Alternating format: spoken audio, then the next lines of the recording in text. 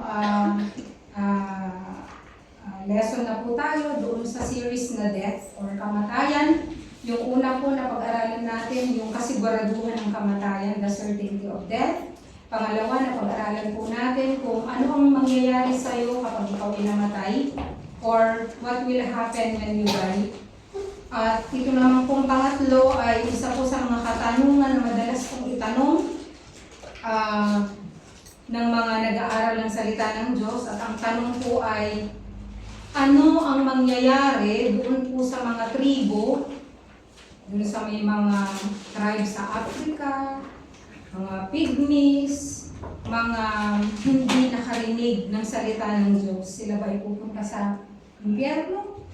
Or sila ba ay pupunta sa langit dahil exempted sila? What happens to those who have never heard the gospel? At sasagutin po natin ito mula po sa salita ng Diyos. Pero bago po yun ay gusto ko lang pong sabihin ng ilang facts tungkol sa mga ilang bagay. Isa po dito ay according to Worldometer, the world population for 2024 ay umaabot na po sa ilan po? Umaabot na po tayo sa 8.2 billion almost. 8,161,972,572. Kung matatandaan nyo po, when I preached before, almost, sabi ko, mga 7 billion. Hindi po ba? No, nakakagulat kung paano pong talagang dumadami po ang mga tao sa mundo. So that's the world population as of 2024.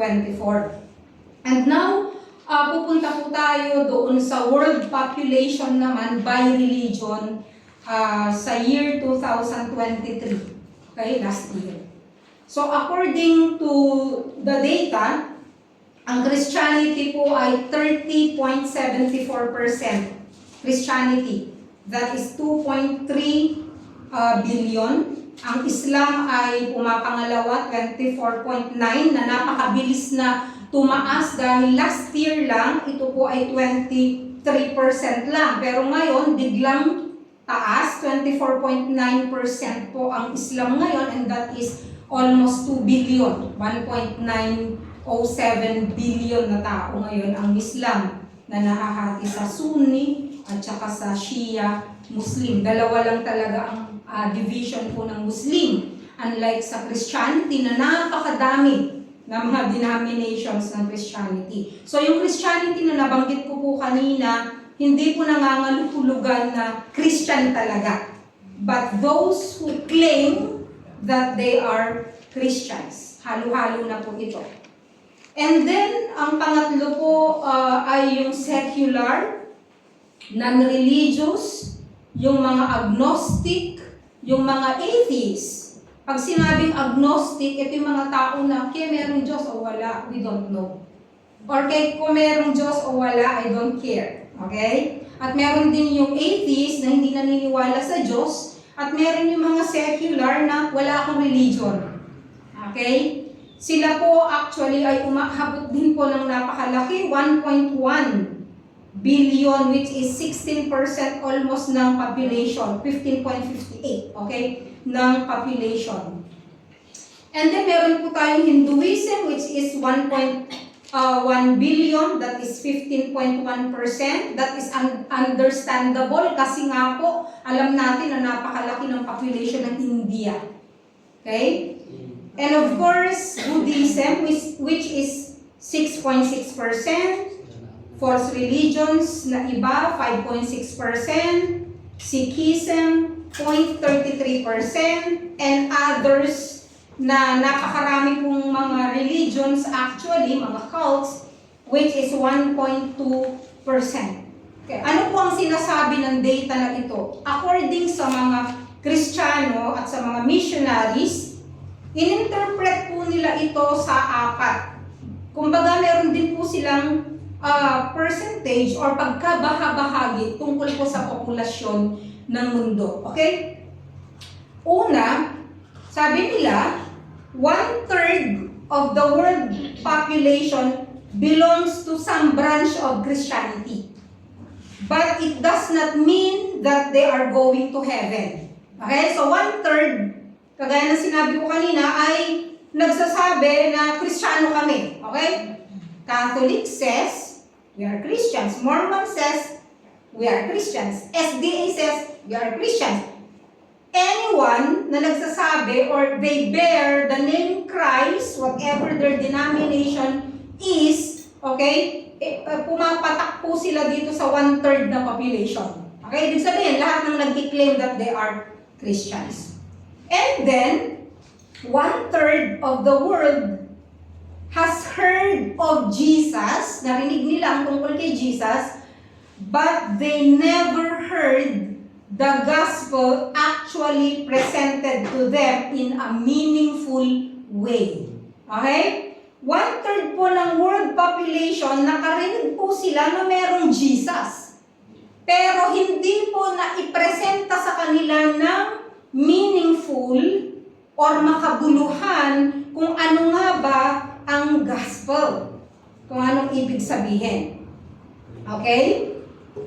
And then, yung pangatlong bahagi naman ay 1/3 has never heard the gospel presented in a way that they could understand it.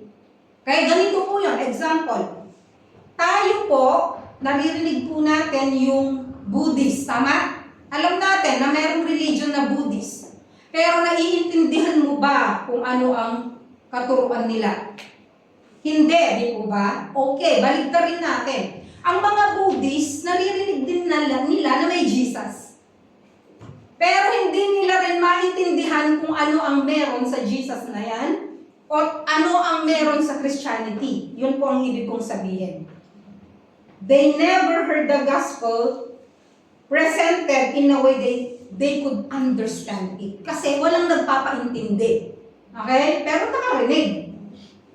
At yung pinakahuling bahagi naman po ay 1/3 of the population has never heard the gospel at all. 0. Hindi nila alam na may Jesus, hindi nila alam na may gospel, hindi nila alam na may tagapagligtas, hindi nila alam ito. And that is 2 billion of the population. If you are going to look at the world map ng mga missionaries, kasi nakita ko yung mapa na to, meron siyang red.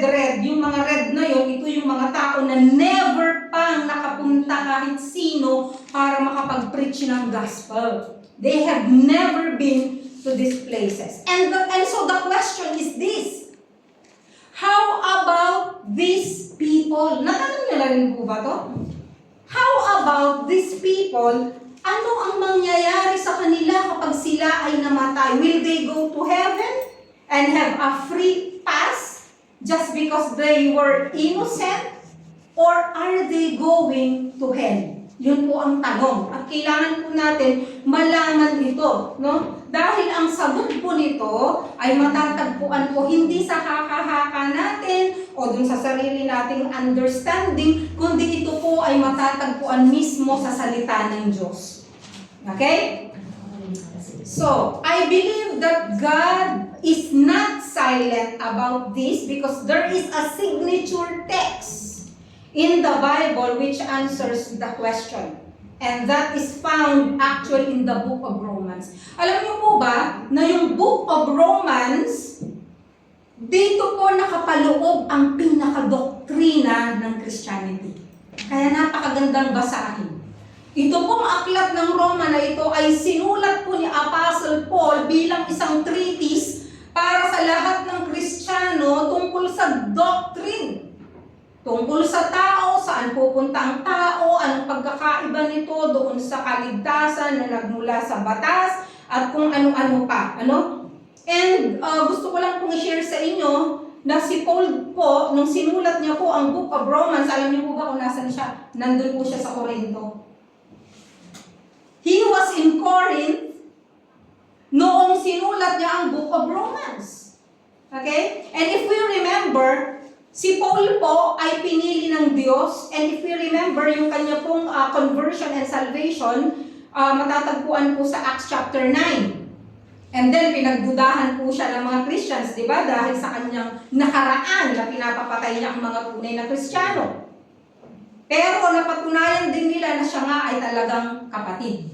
Siya ay talaga hindi nagpapanggap. No? And then, if you remember, doon po sa Acts na Bible study ng mga men and women, you studied about this in chapter 13. What happened to chapter 13? He was commissioned by the church in Antioch together with Barnabas for the first missionary journey. Ibig sabihin, God, through the Holy Spirit, set apart Barnabas and Paul to do the work of God for missions. Bakit? Kailangan silang maisugo. And Antioch was the church, Antioch was the sending church. Ano bang kahalagan ng Antioch? Ang Antioch po kasi, ito po yung kauna-unahang lugar kung saan nabanggit yung word na Christian. Because before, hindi po binabanggit yung word na Christian.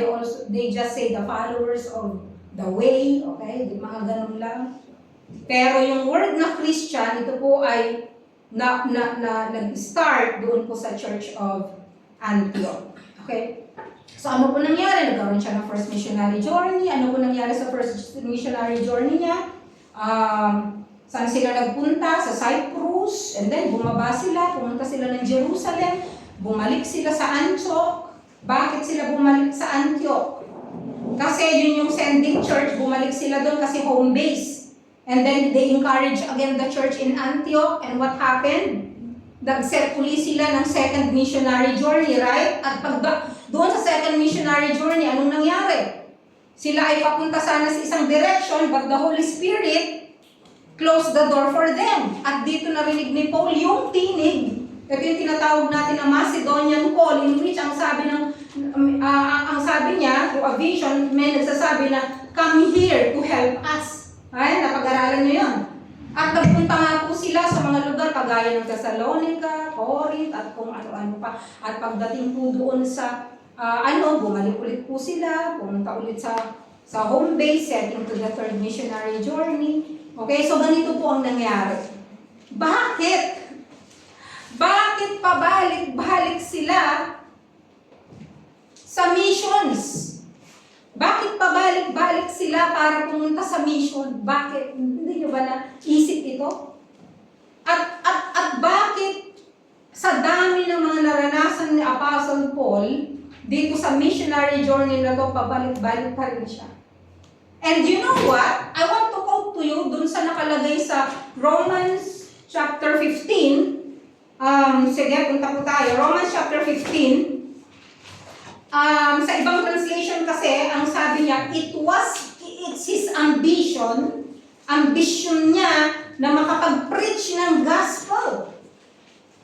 Okay, dito po sa Romans chapter 15 verse 20. Ito sabi ni Apostle Paul, and thus I aspired to preach the gospel of Christ, not where Christ was already named, so that I would not build on another man's foundation. But as it is written, they who had no news of him shall see, and they who have not heard shall understand. Sa ibang translation, sabi niya, it is my ambition to preach the gospel. Saan? Sa mga lugar na hindi pa nakarinig ang mga tao ng salita ng Diyos. Yun ang sinabi niya, it's my ambition, I aspire to do this.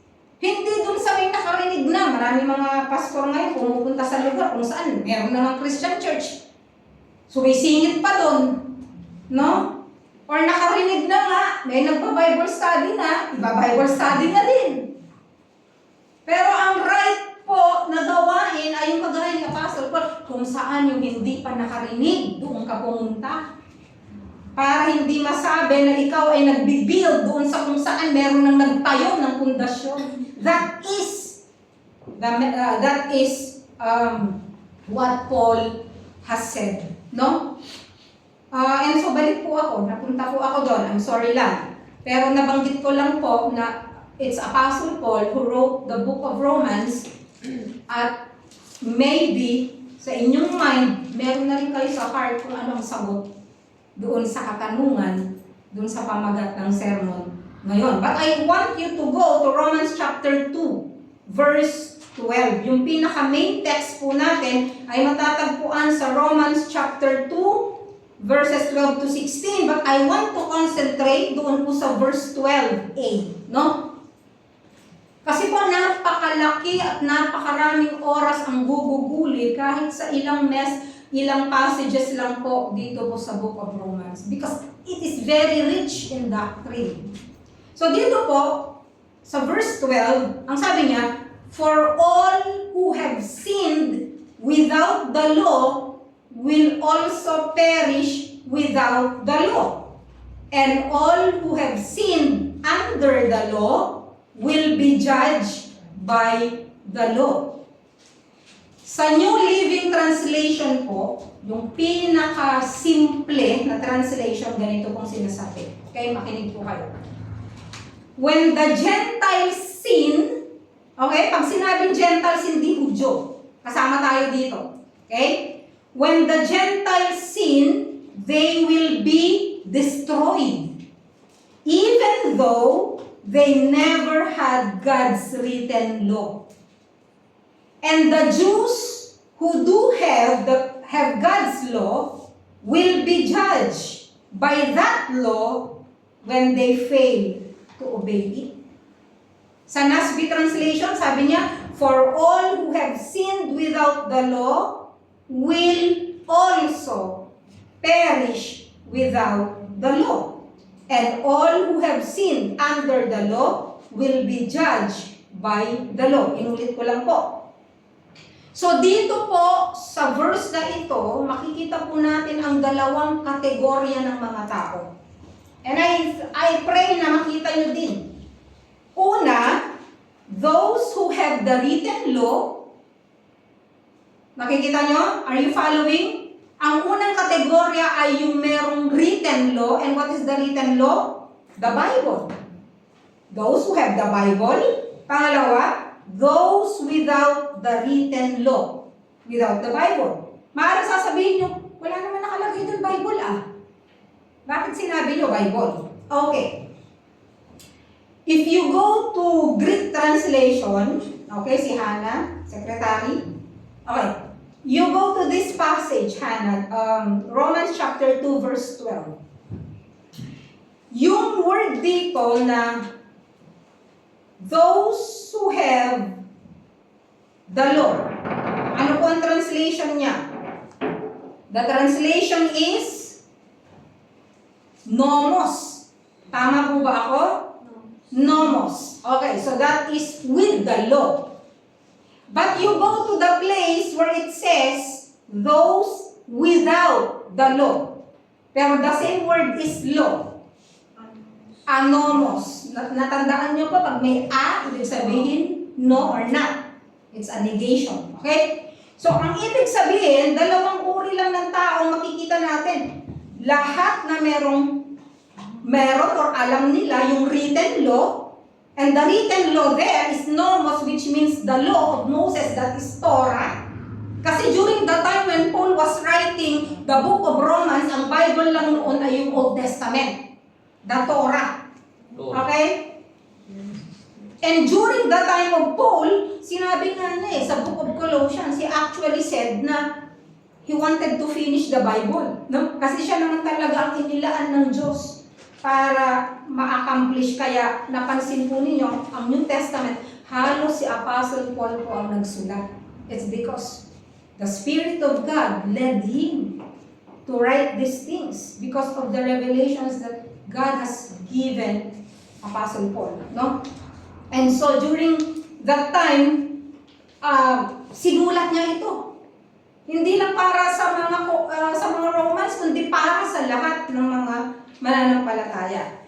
Okay? So it is not referring only to the 10 Commandments, kasi baka akala nyo yung law refers only to the 10 Commandments. It actually refers to the written word, the Old Testament, the Torah. Okay? So, there are two categories. One, you have the Bible, so you have access to it, or you don't have the Bible and you don't have access to it. Okay? One, those who have the Bible and knows what God requires of them.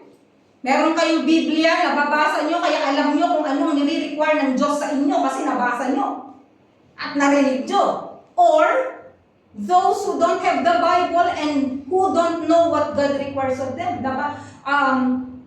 Wala silang Bible, di nila narinig ang salita ng Diyos, kaya hindi nila alam kung anong nire-require ng Diyos sa kanila. Okay, yun yung tinutukoy po dito sa Romans chapter 2 verse 12a.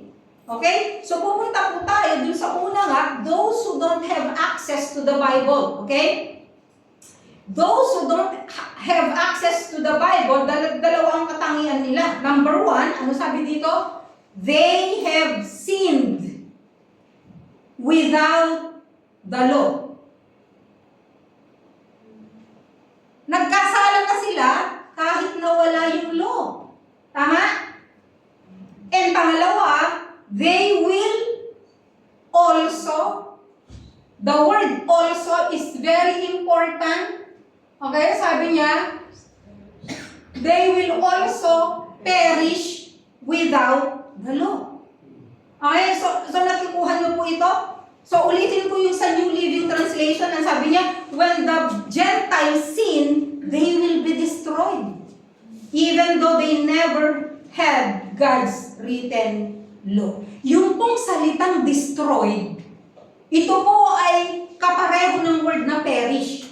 And the translation of perish in Greek is apolimi or apoloo, which means to kill or destroy. Apolimi or apoloo. Depende sa kung paano ito kinonjugate. Ano? Nang ibig sabihin ay to kill, patayin or destroy, wasakin. But when referring to a person's destiny, yung eternal destiny niya, it means to be eternally damned to hell. Ito po ang ibig sabihin. It's the same word in John 3:16. Hana, tignan mo yung word na perish. For God so loved the world that He gave His only begotten Son, that whoever believes in Him will not perish. Yung word na perish doon ay the same word na perish na ginamit po doon sa Romans chapter 2 verse 12a. Okay, gusto ko lang po makita nyo ito. Nasa Greek translation.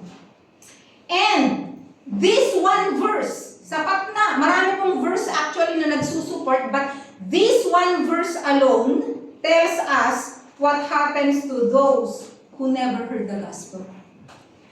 They will also perish. Okay? So the question is this fair?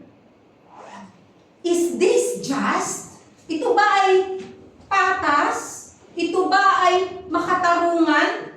Na yung mga tao na hindi pa nakarinig ng Ebanghelyo, hindi nakatumanggap sa Panginoong Jesucristo, ay pupunta ng hell? Is it just? Bakit? Diba? Itatanong mo ko minsan, bakit? Paano na yung lolo ng lolo ko? Na hindi nakarinig ng gospel, pupunta kasi siya sa hell. Okay? Ang sabi po ng Deuteronomy chapter 32 verse 4, the rock, His work is perfect, referring to God, for all His ways are just. A God of faithfulness and without injustice, righteous and upright is He. Ang sabi po ng Bible, ang Diyos ay makatarungan. Kung minsan sasabihin mo, may katarungan ba dito? Hindi nga narinig eh. Okay. Dahil ang Diyos ay makatarungan, because God is just, He must punish sin. Tama? Dahil ang Diyos ay makatarungan, kinakailangan na ang kasalanan ay patawan ng kaparusahan. Yun ang justice. Pero, kapag ka ang isang kasalanan na hindi pinatawan ng kaparusahan, may katarungan ba doon? Wala. Because God is a just God, kinakailangan na patawan ng kaparusahan ang kasalanan. No? Because justice means giving a person exactly what he deserves. Yun ang ibig sabihin ng justice. Ginawa mo yan, eto ang deserve mo. Good or bad. Magbigay lang po ako ng example. Merong isang hari, no? Merong isang hari, meron siyang decree, okay? Tapos, itong 3 tao na to sumuway. Kaya ang sabi ng hari, itong mga pagkasumuway ka sa decree na ito, ikaw ay mamamatay. Yun ang sabi ng hari. Alam niyo naman ng hari, yung sinabi niya, hindi bababalik. Okay, so may 3 tao. Yung unang tao ay ngayon, nagkasala lahat, pantay-pantay na nagkasala. Ngayon, may decree ngayon ng hari na naman. Ang sabi niya, okay, nagkasala nga kayo, pero yung hihingi ng tawad sa akin at magre-repent at hindi na uulit, patatawarin ko at hindi mamamatay. Okay? Nakukuha niyo yung kwento? So yung una ngayon, narinig ngayon, humingi ngayon siya ng tawad. Pinatawad siya, hindi na siya mamamatay. Okay? Walang problema. Yung pangalawa, narinig niya na may ganoong decree ang hari na lahat ng hihingi ng tawad ay patatawarin at hindi na mamamatay. Very proud siya. Hindi siya pumunta sa hari at hindi siya humingi ng sorry. Ano ang naging resulta? Pinapatay siya. Yung pangatlo naman, wala siyang kaalam-alam sa decree. So ano ngayon ang gagawin sa kanya? Ano gagawin sa kanya kung ikaw yung hari? Dahil makatarungan ka. Mamamatay ka. So, ang tanong, bakit sila kailangang mamatay originally? Because, bakit kailangan nilang mamatay na 3 dapat originally? Kasi lahat nagkasala. And it is only the mercy and the grace of the King na sinabi niya, okay kung magsusuri kayong lahat, walang mamamatay. Di ba? Pero, you don't demand that from the King. You don't demand it. Kaya hindi mo pwedeng sabihin na hindi ko naman narinig. You don't demand it. Why? Because you are in that condition na sumuway ka. And you deserve to die. Because all have sinned. The Bible says, all have sinned and fall short of the glory of God. Okay, buklatin po natin yung Romans chapter 1 na binasa po kanina doon po sa ating scripture reading. Magkakalapit lang po yan. Romans chapter 1. Umpisahan po natin doon sa verse 18. Kasi po dito sa Romans chapter 1, yung first 17 verses kasi dito, introduction lang. Okay, introductory part lang ito ng Romans chapter 1. Pero doon po sa verse 18 hanggang doon sa verse doon sa pinakahuli na binasa natin, verse 32, mapapansin po natin na patungkol ito sa pagiging makasalanan po ng tao. Okay? So meron po akong 3 bagay na nakita po dito. No? May 3 po akong bagay na nakita po dito. Kasi ang sabi po sa verse 18, for the wrath of God is revealed from heaven against all ungodliness and unrighteousness of men who suppress the truth in unrighteousness. So, ang una pong nakita ko dito ay lahat or all unconverted people are under the wrath of God. Lahat ng tao ay nakapailalim sa poot ng Diyos. The wrath of God. Both who heard the gospel and those who have not heard the gospel. Lahat ng tao.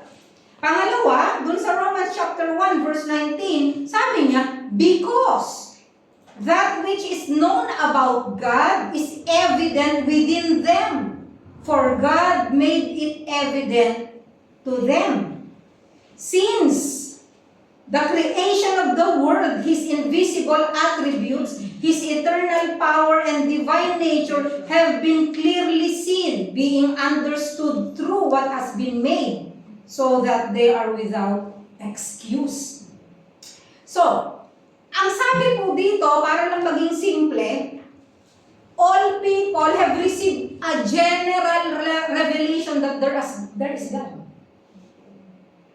Hindi nyo ba napansin na kahit yung mga nasa liblib, kahit yung mga noon, alam nila that there is a God in heaven. Di ba? Bakit? Kahit hindi Kristiyano minsan ng isang tao, siya ay lumalakad sa katuwiran. Bakit? Because they have a conscience.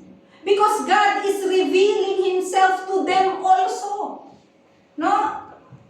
Even though walang nag-share ng Word of God, alam ng tao, kasi sabi niya, even since the creation of the world, kahit na noon pa, inire-reveal na ng Diyos ang kanyang kapangyarihan. Bakit? Sa paano paraan? Makita mo yung ibon. Paano kayo lumilipad yung ibon? Ibig mong sabihin, nakita mo yung computer dyan na nakakalat, sasabihin mo, hay, biglang may Big Bang at low, biglang may computer. Ganun ba? Or yung camera, or yung cellphone.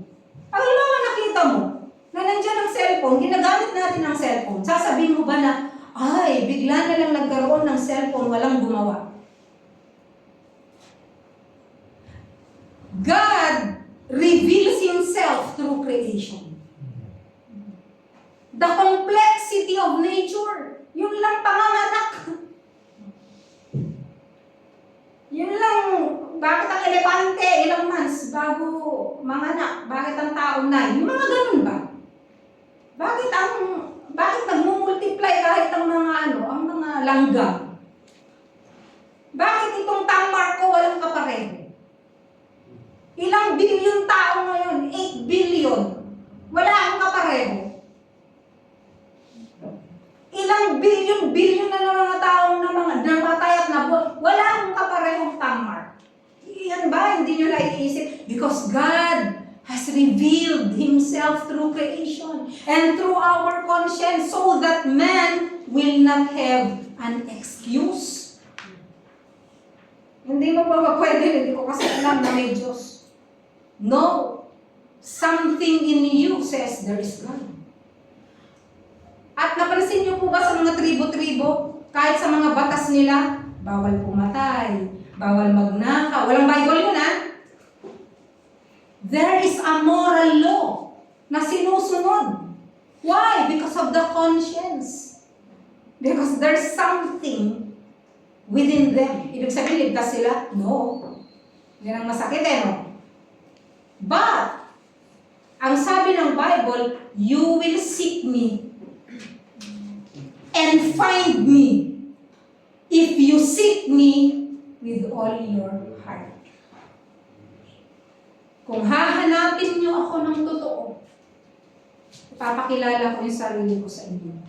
Kaya nga, there are testimonies of Muslims who are converted because they ask Jesus, are you real? Jesus, if you are real, you speak to me. Hindi nagbiro ang Diyos kasi hindi siya nagbibiro. At maraming na-convert in miraculous ways ng mga Muslim. Why? Because they are seeking for God.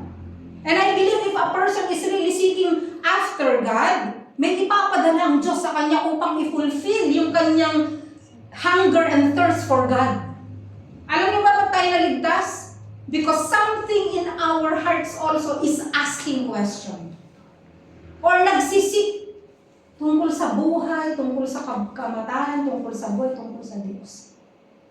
And God also reveals Himself to people even though they are not seeking Him because God loves the world. Mahal niya ang lahat. And gusto ko lang pong buksan dun sa, pasensya na po, but I just want to take this opportunity to just, for us to look also, yung mga iba pong verses sa Bible, Acts chapter 17. Punta tayo po sa Acts chapter 17, kung saan po si Apostle Paul ay nagpunta po siya doon po sa Athens, sa Greece. Pag sinabi mong Greece, alam mo to, mga matatalinong tao, mga philosophers, mga nagsisik after wisdom. Di po ba? Kaya mga great philosophers, nagmula sila sa Greece eh. Di ba? And then, Paul stood in the midst of Areopagus and said, sabi niya, Men of Athens, tumayo siya. Ang sabi niya, Men of Athens, I observe that you are very religious in all respects. Ang sabi niya, Men of Athens, mga taga-Athena, sabi niya, nakita ko na napaka-religyoso niyo. Yan ang sabi niya. Kasi, sabi niya, nakita ko na habang ako ay dumadaan, this is paraphrasing, I am paraphrasing. Sabi niya, I observed that you are, while I was passing through and examining the objects of your worship, I also found an altar with this inscription, to an unknown God. Sabi niya, habang ako ay naglalakad, nakita ko na meron kayong isa pang altar na ang nakalagay sa Diyos na hindi nakikilala. Kasi di ba, ang dami nilang Diyos. Diyos ng harvest, Diyos ng pag-ibig, Diyos ng ganito, Diyos ng... Ang daming Diyos. God of fertility. Maraming uri ng Diyos. Tapos, natatakot po ang mga Greek na baka meron silang Diyos na hindi nalalaktawan. Kaya, gumawa rin sila ng isang altar na nakalagay sa Diyos na hindi kilala. Sa Diyos na wala pang pangalan o hindi ko nakikilala. Ang sabi ni Apostle Paul, therefore, what you worship in ignorance, this I proclaim to you. Yung sinasamba ninyo sa pamamagitan ng iyong pagiging ignorante or kamangmangan, yun ang ipapangaral ko sa inyo, sabi niya. The God who made the world and all things in it, since He is Lord of heaven and earth, does not dwell in temples made by human hands. Ang Diyos na makapangyarihan sa lahat, gumawa ng langit at lupa, ay hindi nakatira sa mga templo na ginawa ng tao. Therefore, hindi nyo kailangan ikumpara ang Diyos na hindi nakikita at ang Diyos na makapangyarihan sa mga rebulto at sa mga templo na gawa lamang ng kamay ng tao. Yun po ang sinasabi po dito.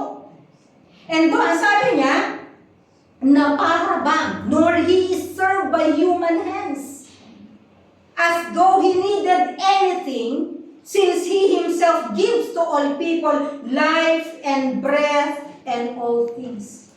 Na para bang, kailangan niya ang mga bagay-bagay. Hindi kailangan ng Diyos ang mga bagay-bagay. Bakit? Kasi nilalagyan ng pagkain. Bakit kailangan ba ng Diyos ng pagkain? Iaatang mo doon? Kaya nga sabi niya, people serve these temples and these images with human hands na para bang kailangan ng Diyos ang kamay mo at ang pagkain mo. Matatawa ka pag nandun ka sa Thailand.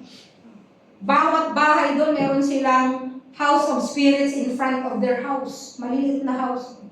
May pagkain doon lagi. May coke pa nga. Hindi ako nagbibiro. May coke, may Fanta, may panghimagas. May bulaklak, meron yung kwintas na gawa sa yellow na ganyan. Minsan natatawa ka at the same time malulungkot ka. At the same time maaawa ka. Tapos hindi sila pumapatay ng mga pusa. Yung mga pusa talagang hindi nila sinasagasaan. Pag may namatay yung pusa, Why? Because they believe in reincarnation. Baka daw yung uncle nila yun, alam mo yun. Matatawa tayo, but it's their belief. Pero praise God, kasi madami na rin mga naaabot na mga Buddhist. And I have a friend na sa Facebook na ngayon ay Christian na. At ang pastor nila ay talagang dati ring Buddhist, Thai. She goes to a Thai church, no? Purihin ng Panginoon at kumikilos po siya. And I have students also na nasa Amerika ngayon and pinopos nila they are attending an evangelical church. Walang imposible. Pero kung ikaw ay Buddhist, lumaki sa pagkabata, ang hirap burahin nun. Yung mga pananampalataya na gano'n. Pero ang sabi nga ni Apostle Paul, yung hindi ninyo nakakilalang Diyos, ipapakilala ko sa inyo. Sino siya? Siyang lumalang ng langit at lupa, hindi niya kailangan ang alay mo. Na para bang kailangan niya ng coke, or ng pagkain, o ng panghimagas, or kailangan niya ng punasan.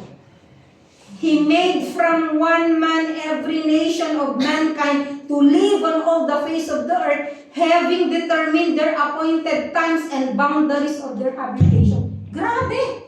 Ang Diyos daw mismo, ang kumilos, parang sinasabi niya ganyan, o Lynn, o ipipick up na kita, punta kang Rome, o diyan ka na ngayon hanggang sa ganitong edad. Siya ang gumawa nun, hindi tayo.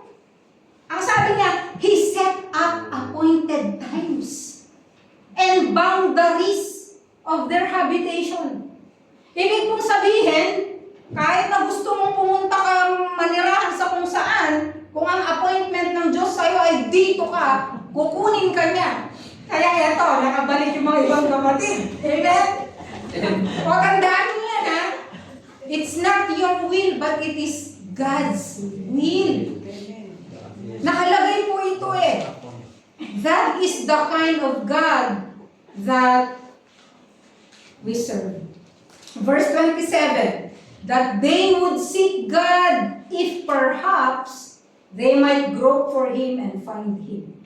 Kasi mga iba, parang they grope na, baka sakaling matamaan ko yung sino talaga yung Diyos. Hindi ganon. Walang sugal-sugal. Dito ako sa religion na to, baka sakaling ito ang totoong Diyos. Dito ako sa religion na to, baka sakaling totoo, dito ang totoong Diyos. Pero, nangyari po yan sa buhay ko. Because I was searching, I was seeking. Kaya nga, nag-religion hopping ako. Sa totoo lang po. Bakit ako napunta sa Mormon, napunta ako sa ganyan, napunta ako sa INC, napunta ako sa kung saan-saan na religion, napunta ako sa teaching ni Armstrong. Bakit? Kasi nagsisik ako eh. And because I was seeking one day, no, sabi ng Romans chapter 8 verse 32, ay John chapter 8 verse 32, dito po sa verse na to, doon ako nasik. Ang sabi niya, you will know the truth and the truth shall set you free. Amen. Makikilala mong katotohanan at ang katotohanan na magpapalaya sa iyo. Bakit lahat ay kasinungalingan aside from the Lord Jesus Christ? That's why kinakahabagan ka ng Diyos kaya nandito ka.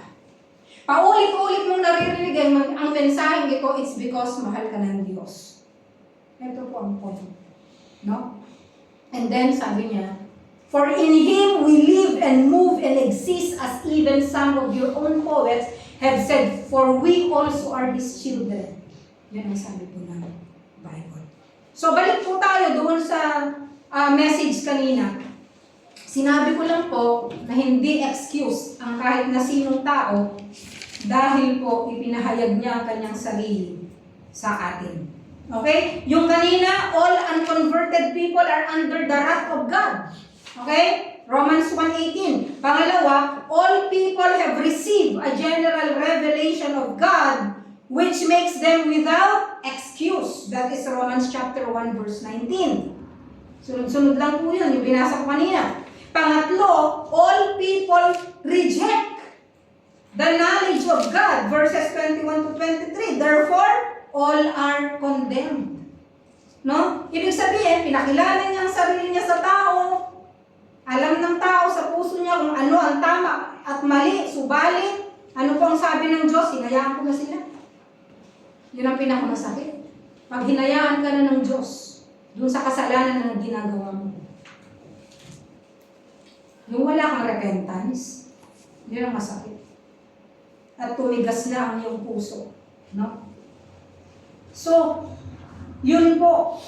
Yung sinasabi po ng Bible doon sa Romans chapter 1 verses 18 and following. Actually, marami pa ito, no? Pero nabanggit ko lang po yung tungkol po dito. No? And, doon sa Romans chapter 3 verse 23, ano pong sinasabi kasi doon? For all have sinned. Yun po ang bottom line. Yun yung main point. Lahat ng tao makasalanan at hindi karapat-dapat sa kaharian ng Diyos. Ganun tayo. We are yung total depravity. Wala tayong, ibig sabihin, we are all sinners. Romans chapter 3 verse 10. There is none righteous, no, not even one who is righteous. At dahil dito, sin must be, Romans chapter 6 verse 23, dahil lahat ay nagkasala, sin must be punished. For the wages of sin is death. Sapagkat ang kabayaran ng kasalanan ay kamatayan. Sandali lang po. Kasi, sa English language natin, yung salitang wage, anong pumapasok sa isip mo? Sweldo. Salary. Okay? It is something that you receive for what you work for. What you labored for. Yun po yung interpretation natin dito. But the wage na tinutukoy po sa Greek is opsonion, which means payment for doing something good or bad. Yun. Yun ang ibig sabihin. Anything na kabayaran sa ginawa mo, mabuti man o masama, yun ang ibig sabihin ng wages. Kaya dun sa Romans chapter 6 verse 23, ang kabayaran ng kasalanan ay kamatayan kanya. Subalit ang kaloob ng Diyos ay buhay na walang hanggan sa pamamagitan ni Kristo Jesus. Okay, so malinaw lahat ng tao ay nagkasala dahil ang Diyos ay makatarungan, kinakailangan na yung kasalanan na yun ay mapanish o magkaroon ng kaparusahan. At anong kaparusahan nun? Kamatayan. Pinag-aralan na natin nung nakaraan kung ano ang kamatayan, ano yung uri ng kamatayan, physical death, spiritual death, final death, or the second death na tinutukoy. And because everyone was born into Adamic nature, every one of us was born in Adamic nature, Romans chapter 5 verse 12. Lahat po tayo pinanganak with an Adamic nature. Namana po natin kay Adan. No? It means everyone dies. Lahat mamamatay. So ganito yun. You sin, you pay for it. Gusto mong kumain ng masarap, bayaran mo. Hindi usang palibre dito. No? You sin, you pay for it. Bayaran mo. Pero, napakabuti ng Diyos, there is a cure for this sin. What is the cure for the sin? There is only one way that God can be just and forgive our sins and remain just. No? Kaya sabi ng 1 John 1:9 He is faithful and just to forgive all our sins. Bakit? Dahil deserve natin? No, we don't deserve anything. It's just the grace of God.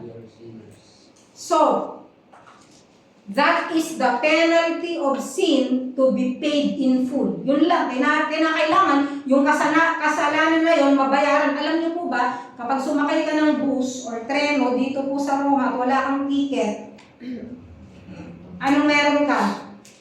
Multa. Penalty. Hindi yan mabubura hanggang hindi ka magbabayad. Either you pay now, or punta ka sa opisina, bayaran mo. Pero anyway, you have to pay the penalty. But when you paid for it, wala na. Kung wala kang pera, at meron kang kasama na mucho dinero, sasabihin niya, sige, babayaran mo yung penalty mo. Napakapalad mo, binayaran niya yung penalty mo. Ano nangyari? Hindi na pa walang sala ka. Ano nangyari?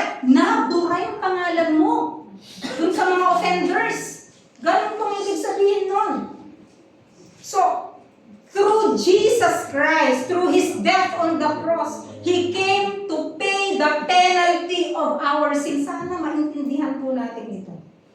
There is a cure for your sin.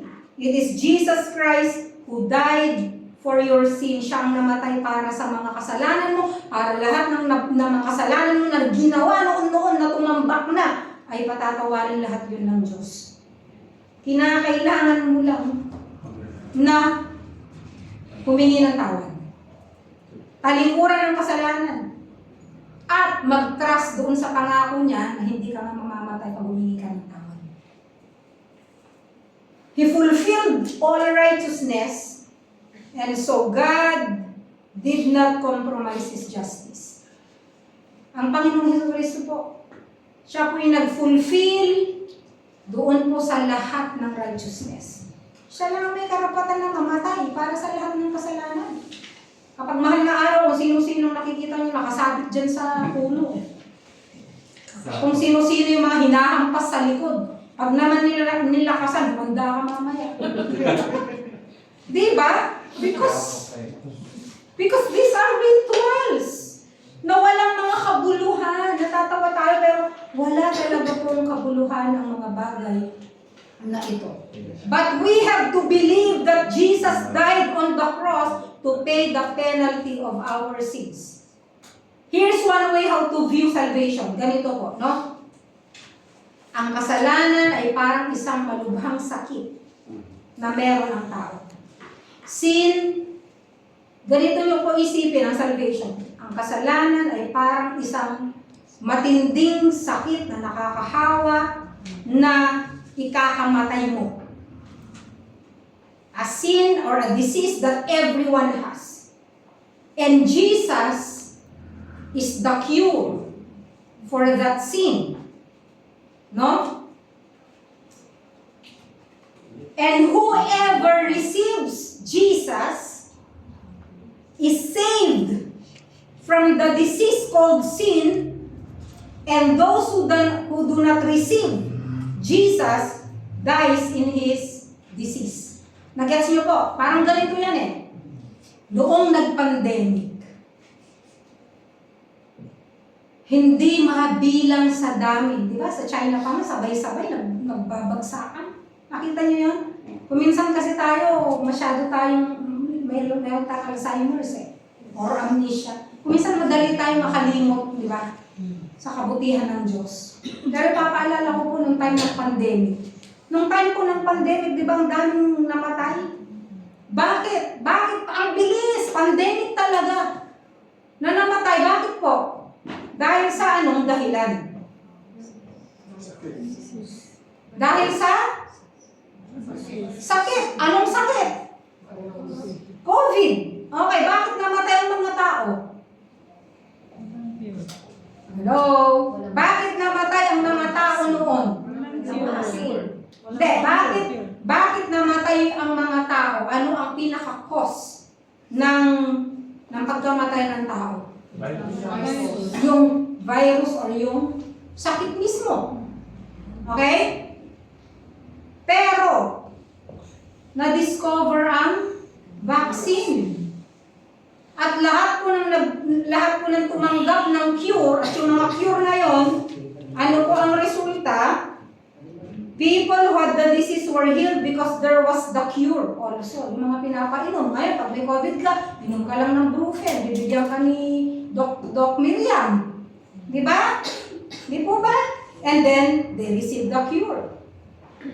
Etong tanong, did people die because they have the COVID? Or did they die because there was no cure?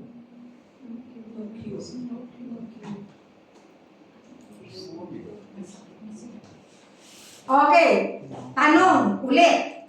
Did people die because they have COVID? Or did they die because there was no cure? There was no cure. Ang kapatid ko, namatay po siya, di ba? Did my sister die because of the disease? Or did she die because there is no cure? Actually, they died because they have the disease. Because if you don't have the disease, you don't need any cure. Di ba? Namatay sila, ang pinaka-point, ba't sila namatay? Kasi may sakit sila. May sakit sila na malubha, kaya sila namatay. Yun ang original nun. Okay? Andun na sila sa kalagayan na yun, kaya may gamot o wala, andun na sila sa kalagayan na talagang sila ay mamamatay kasi nga meron silang malubhang sakit. Nakukuha niyo po bang ibig ko sabihin? Ganito po yun. Ang lahat ng tao ay may cancer na. We all are sinners. Whether we receive the cure or not, okay? Ang kalagayan natin hindi nagbago na talagang sinner tayo. Yun nga lang, dahil narinig mo na may solusyon doon sa death na yun, and you receive that cure, you will not die. Alam niyo po si Jesus Christ, nung nagpipreach po siya, di ba anong sabi niya, nung nagpipreach siya, sa mga tao na walang pananampalataya sa kanya, anong sabi niya? You will die in your sins. 21st century translation, go to hell. Yun po yung ibig sabihin ni Jesus. You will go to hell. You will die in your sins because you do not believe in me. Pag hindi ka nanampalataya sa Panginoong Hesukristo, tinalikuran ang kasalanan mo, tinanggap siya bilang Panginoon at tagapagligtas, you will die in your sins. Mamamatay ka at pupunta ka sa impyerno. So let's go back to the question. Kasi gusto ko ma-master ninyo eh. Let's go back to the question. Is it just for God to send people to hell without hearing the gospel? Makatarungan ba para sa Diyos na dalhin sa impyerno ang mga tao na hindi nakarinig ng salita ng Diyos? Remember, no one goes to hell because they do not have a copy of the Bible. No one goes to hell because they have never been to church or they haven't heard the gospel. People go to hell. Why? Because they are sinners. That's the bottom line. Okay? So yun po yung sinasabi ng Bible. Any sinner who rejects the antidote or the cure for death, for the cure for this deadly disease, goes to hell. Yun po ang sinasabi ng Bible because Romans chapter 3 is plain. There is none righteous. No, not one.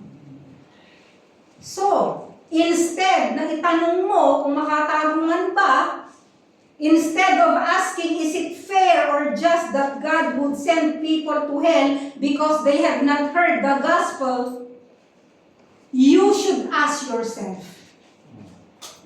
is it fair and just that I have the cure for this disease called sin, but I am not sharing it with others? Makatarungan ba na meron kang gamot na hawak at nakikita mo ang iyong kapatid na may sakit at hindi mo gustong ibahagi ang gamot na yun para siya ay gumaling at hindi mamatay? Makatarungan ba yun? Ganun tayo. We have this cure because people will go to hell. According sa datos po, every second, 2 people die. At ang tanong, saan kaya papunta yung mga kaluluwa nila? Second, ha? 1 second, 2 second, 2, 4, 6, 8, 10. Yung pong doktoresa natin dito, pag nalaman niya na meron kang gamot, ay meron kang sakit, hindi ka pa humihingi. Binibigay na niya, di ba? Si Sis Miriam. Ikumpara natin sa spiritual. You have that medicine. Lahat po tayo. ay merong hawak sa ating mga kamay na antidote. Isipin po natin na ang salvation po ay ganun. Kaya gusto ko pong ulitin yung binasa ko sa invocation kanina ni Bro Joel, Romans chapter 10, verse 13 to 15. May 4 na tanong dito eh. Bago po itong 4 na tanong dito, sabi niya sa verse 12, whoever calls upon the name of the Lord shall be saved. Sino man ang tumawag sa pangalan ng Panginoon ay maliligtas. Kaya alam, may 4 na tanong. Ang unang tanong, from Romans 10, 13 to 15, how then will they call on Him whom they have not believed? Paano sila tatawag kung hindi sila mananampalataya? Pangalawa, how will they believe in Him whom they have not heard? Paano sila mananampalataya kung hindi naman nila narinig? Pangatlong tanong, how will they hear without a preacher? Paano sila makakarinig kung walang mangangaral? At pang-4 na tanong, how will they preach unless they are sent? Paano sila makakapangaral kung hindi naman sila isinugo? Ang mabuting balita, kailangan malaman po ng tao. Maaaring sinasabi nyo, si pastor lang yan, mga evangelist lang yan, mga teacher lang yan. Kasi sinugo sila. Tama o mali? Isinugo ba tayong lahat? Oo! Matthew chapter 28, 18 to 20. All authority has been given to me. Lahat ng kapamahalaan ay nasa akin, na ibinigay na sa akin. Yun ang sabi ng Panginoong Jesucristo. Therefore, sa makatuwid, humayo kayo. Go! Mahilig tayo, alam nyo ito kasalanan natin eh. Come. Di ba? Hindi naman mali yun kasi ministry din yun.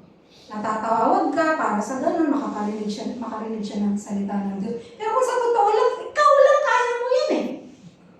Sa totoo lang, kulang ba ang mga natutunan mo para hindi mo siya may bahagi? Ang salita ng Diyos? Kulang ba? Kulang pa ba?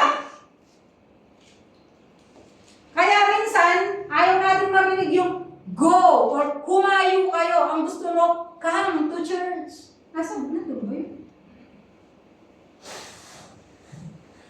Go and make disciples of all nations. Baptize them in the name of the Father, the Son, and the Holy Spirit. Pangatlo, teach them. Ituruan mo. Alam mo, half-cook. Tama si Brother Joel kanina eh.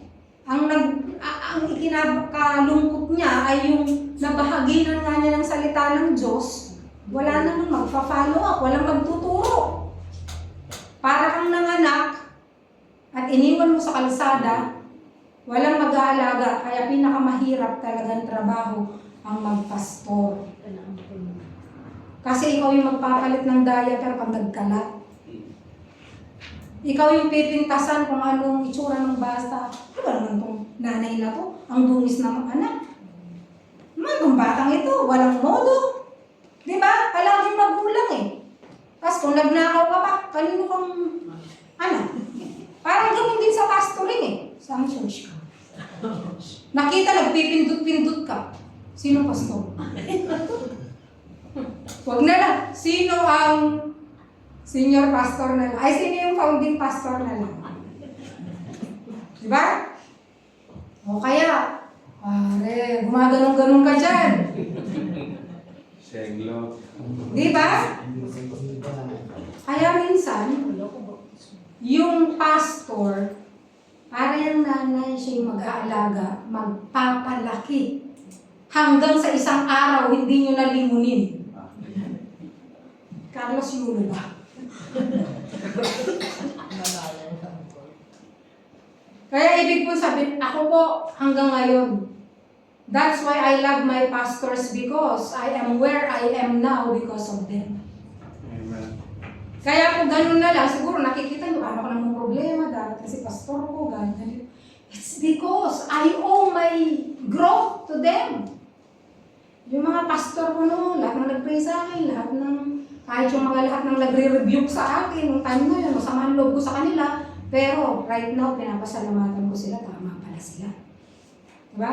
At marami akong pagkakamali sa buhay na nare-realize mo na lang pag malaki ka. Pero nung kapanahunan na yun, nagkakalat ka. Diba? Amen.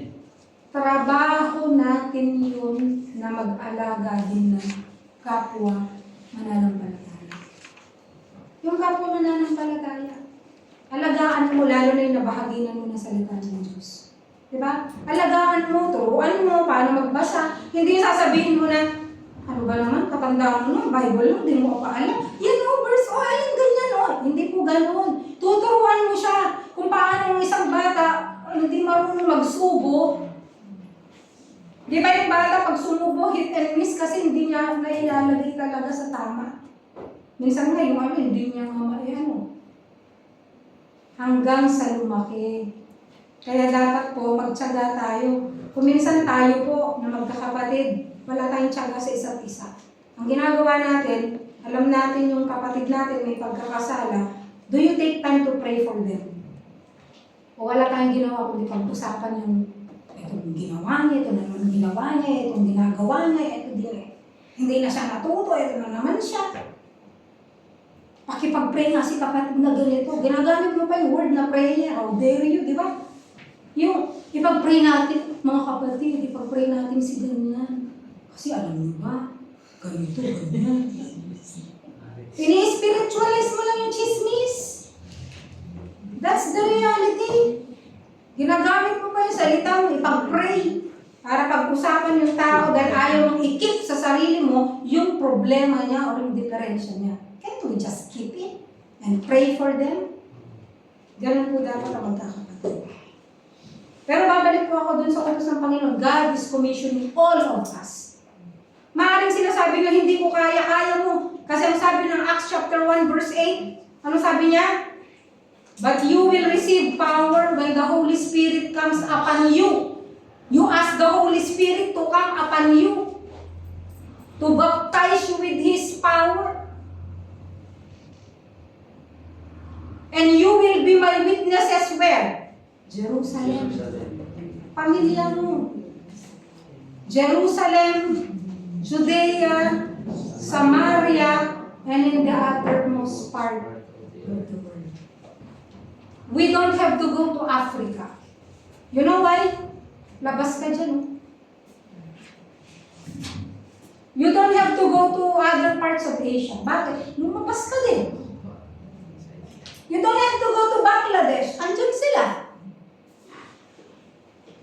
Ayaw mo, pag naglalakad po ako sa sentro, nakikita ko, this is really mission field. Why? Puti, yellow, red, iba-ibang kulay. Ang Roma, nakikita niyo sentrong-sentro talaga na andito ang mga iba-ibang, andito ang world. Basically, unlike before, na kailangan pa ni Hudson Taylor pumunta sa mission sa China, kailangan pa ni William Carey na pumunta sa India. Alam niyo ba yung naranasan ni William Carey dun sa film showing natin? Gaano katinding naranasan niya para lang ma-preach ang gospel, para magkaroon lang ng ilang tao na na-convert for a few years. Eh ngayon, ang daming Bombay, ang daming India dyan, hindi natin ma-share. I think it's time for us na, yun nga, instead na isipin mo na, fair ba ang Diyos? Kasi, isipin niyo to kung ang mga hindi nakarinig ng salita ng Diyos ay excuse, they have a free pass to heaven, the greatest favor that we can give them is not to share the gospel. Diba? Kung ang lahat ng tao ay hindi nakarinig ng salita ng Diyos ay excuse, ang favor na may bibigay mo, kailangan hindi niya marinig. Narinig niyo, naisip niyo ba? And that's why Jesus is sending us to go and make disciples of all nations. Sa oras na ito, habang tayo pinagbubulay-bulay, I have 2 invitations. The first invitation is sa mga tao na hindi pa sigurado sa kanilang kaligtasan, those who are joining us online, at sa lahat ng nandito rin na maaaring hindi mo pa talaga tinatalikuran yung kasalanan at humarap sa tunay na Diyos. At gusto mo siyang makilala, ang tunay na Diyos, at gusto mong sabihin, gusto kitang tanggapin ang ng Jesucristo sa aking buhay bilang Panginoon at tagapagligtas. Inaanyayahan ko po kayo mamaya, meron po tayong hymn of commitment. You can come to the altar and I will pray for you. At pangalawa naman po na invitation, if you want to be used by God, and you want to dedicate yourself to the Lord, at sinasabi mong, yes, Lord. Gamitin niyo po ang buhay na ito. Ilang taon ka na ba? Kunti na lang rin ang buhay mo eh. At haharap ka sa Panginoon, ilang tao ang naligtas dahil sa buhay mo. At ilang din tao ang tumalikod sa Diyos dahil sa buhay mo. Only you and the Lord knows. Shall we pray? Panginoon, marami pong salamat. Thank you for your love. We are all sinners. Lahat po kami ay makasalanan, subalit kayo po ang hari na mahabagin, na handang magpatawad doon lamang po sa hihingi ng tawad sa inyo. Sa oras pong ito, mangusap po kayo sa puso ng bawat isa. Kayo po ang mangusap sa bawat isa. Nakilalanin po nila ang kanilang mga sarili na makasalanan at humingi ng tawad kung hindi pa po sila nakakakilala sa inyo at nagsisisi ng lubos sa kasalanan ito. At ganun din po sa bawat isa na maaring hindi po ginagawang seryoso na ang mga tao ay pupunta sa kapahamakan sa apoy ng impyerno. Dahil hindi po kami nagbabahagi ng iyong salita. Panginoon, sa oras na ito, kayo lang po ang pwedeng mangusap. And as we sing the hymn of commitment, Lord, you speak to our hearts. Thank you, Father. In Jesus' name, amen.